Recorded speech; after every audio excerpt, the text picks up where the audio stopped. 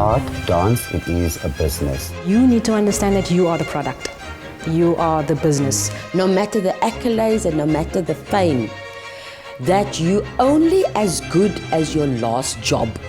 Of course you want to enjoy and thrive and luxuriate and just indulge in being an actor and a storyteller and an artiste. But equally, you have to understand what are the business requirements.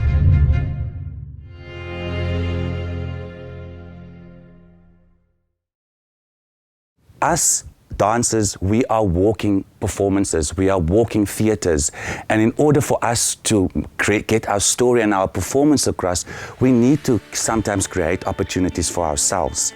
And by doing so, we also create opportunities for others. So I didn't have the luxury of going into a theatre or acting company and having things given to me. I had to, out of necessity, create my own work.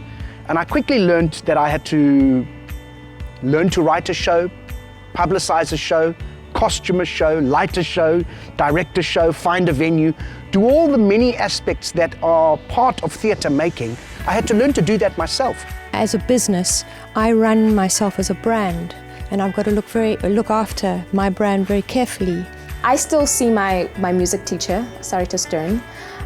It is important to keep your voice going, you know, because the learning never stops. I was never afraid to learn from the greats. I mean, walking on stage with the late Charlene Soorti Richards. And I remember being so anxious and nervous because ek is nie 'n regte actress. It often involves 90% hard work, 10% talent. Because sometimes people rely on their talent, that, oh, I'm such an amazing actor, I don't have to be patient about it, I don't have to work hard. For me, that doesn't work. If you had an attitude of professionalism, you come and you do the work, and you have a just lekker opgeset. Jy's altyd friendly, you're accommodating within reason, and you are a joy to work with. People will always give you work. Be quite sure that you know your borders and your boundaries in terms of what you will accept and what you won't accept. I do have 3 golden rules. I only do a job if it's financially viable for myself, or whether it means that I can grow and learn more about my craft, or what it is that I do, or the material is truly engaging and informative and educational, or I'm working with amazing people who expand my inner life and my inner world, and I build up relationships that I will have for the rest of my life. It doesn't mean that if you are taking or choosing a career in music arts that you're going to be a performer. I have one of my students who won a scholarship to America to go and do a course, a master's course in writing themes for video games. There's nothing wrong with what we call a side hustle.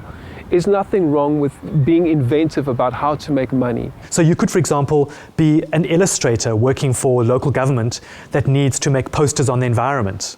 And show what birds typically inhabit a place indigenously. You could be working for a political party who needs to make a poster that promotes their party. You could be an illustrator for school textbooks. If I'm the kind of artist, which I am, who want to really just focus on my practice, I do need a gallery.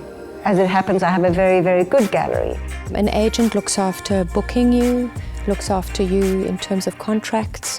So in a way, and certainly from my perspective, an agent has been a source of protection for me. What's nice now with the era that we live in is you must put your work out there via social media. You must have a website. So many people are selling their work on Instagram now, but it does require that you have the confidence to do so, that you really work at it, and that you can produce that platform as a really good business prospect. You might not like putting yourself out there, but it's a necessity in terms of business, because that's how you get bums on seats, that's how you get interest, that's how you get a following, that's how you develop a sustainable support base. We obviously have ideas that we want to put out there, but more importantly, we ask our audiences what they want to see.